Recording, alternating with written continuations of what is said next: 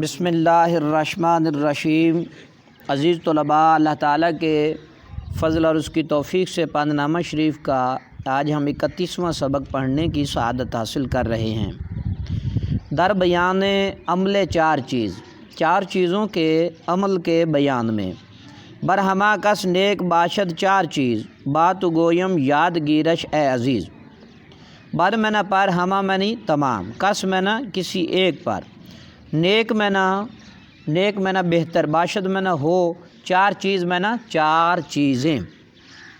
بات و گویم میں بیان کرتا ہوں، یاد گیرش تو اس کو یاد پکڑ، یاد کر، اے عزیز میں نہ اے پیارے۔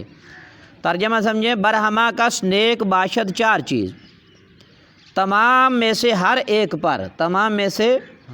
ایک پر چار چیزیں بہتر ہیں۔ تمام میں سے ہر ایک کے لیے چار چیزیں جو ہیں بہتر ہیں۔ بات گویم یاد گیرش اے عزیز، میں ان کو بیان کرتا ہوں، تو اس کو یاد کر لے۔ یعنی ہر ایک بندے کے لیے چار چیزیں جو ہیں ان کا جاننا ضروری ہے، انہیں سمجھنا چاہیے، پھر ان پر عمل کرنا چاہیے۔ اولا باشد کے باشی دادگر، حمز عقل خویش باشی باخبر۔ اولا پہلی ان میں سے یہ ہے کہ باشد میں نہ ہو، کہ میں نہ جو باشی دادگر انصاف کرنے والا۔ پہلی بات یہ ہے کہ تو انصاف کرنے والا ہو۔ تو کیا ہو؟ انصاف کرنے والا۔ یعنی تیرے سامنے کوئی فیصلہ آ جائے تو حق فیصلہ کر، اپنے رشتہ داروں کا خیال کرتے ہوئے عدل کرنے میں، انصاف کرنے میں تو ڈنڈی نہ مار۔ ہر ایک بندے کو کیا کرنا چاہیے جی؟ انصاف کرنا چاہیے، منصف ہونا چاہیے۔ پہلی شرط یہ ہے کہ تو انصاف کرنے والا ہو۔ تو کیا ہو؟ انصاف کرنے۔ حمز عقل خویش باشی باخبر۔ اور دوسری بات یہ ہے کہ اپنی عقل سے باخبر ہو، اپنی عقل سے ذہن میں برے خیال نہیں آنے چاہیے، غلط چیزیں نہیں سوچنی چاہیے، اور عقل سے اپنی جب بھی تو بات کرے عقل سے کر، اپنی عقل سے تو باخبر ہو۔ اپنی عقل سے کیا ہو؟ باخبر ہو۔ باشکیب آئی تقرب کردن است، حرمت مردم بجا آوردن است۔